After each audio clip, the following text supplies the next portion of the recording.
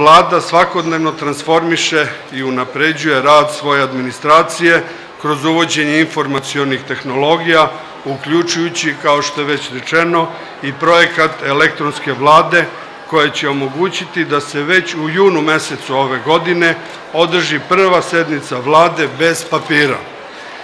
Vlada i u ovom segmentu želi da bude primer ostalim sektorima i da smanji troškove, poveća efikasnost rada i vodi računa o zaštiti životne sredine.